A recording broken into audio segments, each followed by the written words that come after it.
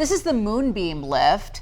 Calm right now, snow on the ground, but tomorrow morning, guess what, Bob? It's going to be a party up there. Party. Yeah, this lift will start spinning for the first time this season.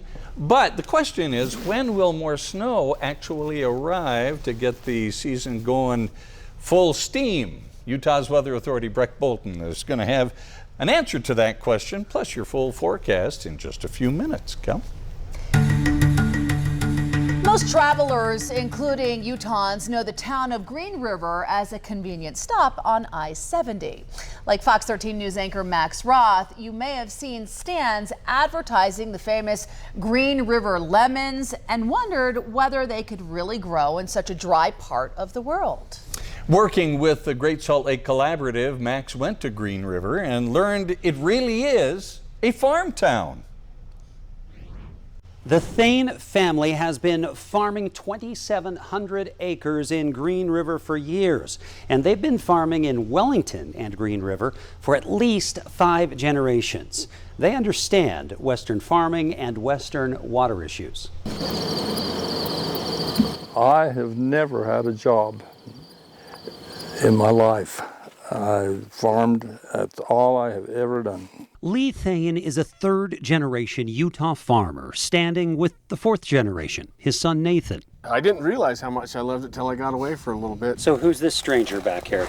This is my son. This is Generation 5. Ross Thane is one of 3 brothers in Generation 5, talking to us next to land that would normally look like the neighboring fields, though the Thanes don't say fields, they say pivots. Further in, the better it holds and water. The pivot does a better job.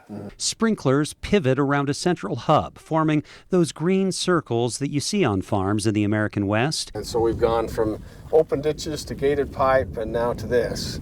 And this is by far the best and most efficient way to put the water down. Even with modern techniques, Utah State University says agriculture uses 79% of Utah's water. Trying to wrap your head around Utah water is a little bit challenging. Jordan Nielsen is Utah State Director for Trout Unlimited. I don't go anywhere without fly rods. Yeah, without a fly rod. And one of the architects and proponents of what's called the System Conservation Pilot Program, or SCPP. We have to find ways to recover our lakes and reservoirs using what we have, which means doing smart agriculture, using water as a part of the rotation of crops, and allowing people that have rights to use water to become a part of the solution and let them be the heroes. Where's the school now? It's in Golden, Colorado. Lily Bosworth is a staff engineer for the Colorado River Authority of Utah. I think of the Colorado River Basin, it's 7 states, 30 tribes, and both the United States and Mexico. Bosworth's agency administers the SCPP in Utah. It's a 4-state program, so Utah, Colorado, New Mexico, and Wyoming. And really it's administered by the Upper Colorado River Commission. Really in the lower Colorado River Basin, we're looking at like 6 different major water users. And in the upper basin, it's something like 4,000. The water picture on the upper Colorado and Green Rivers is like a pointillist painting. It looks simple from a distance, but zoom in and it's a mass of disconnected dots. Sometimes we paint them as the villain for farming alfalfa, which uses a lot of water.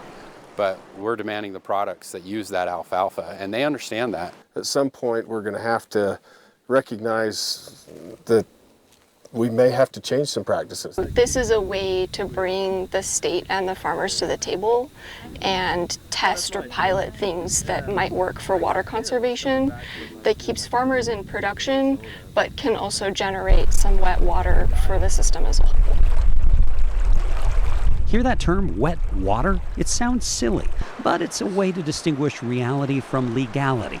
Look at water rights on paper, and the American Southwest has enough to go around. But actual water flowing in our streams does not match it. I'd much rather try to manage it economically than just try to take things away. The Thanes have both legal rights to water that has perennially flowed by their farm. When they fallow a field, more actual water, wet water, does continue downstream. There's no supplement for water. I mean, no matter what you do, water's the #1 issue. The first year of this program was a $16 million pilot spread around 4 states and dozens of projects, including the Thanes. Now, there was enough interest and evidence that it was working to continue the program into this coming year. Now, if it does prove to be effective, it could be a model for what we could do on the Wasatch Front to find water for the Great Salt Lake. In studio, Max Roth, Fox 13 News, Utah. Fox 13 News is part of the Great Salt Lake Collaborative. It's a group of local news outlets, academic groups, and community organizations calling attention to the Great Salt Lake and ways to save it. You can find out more by visiting greatsaltlakenews.org. And when it comes to Utah's water situation, the precipitation that we are going to get in the upcoming months with our snowpack means everything, Greg. It is crucial. We lean on Mother Nature, of course, to help us out in that situation. I don't know if we want to lean on it too much because, yeah, we get a variety of weather, a variety of seasons.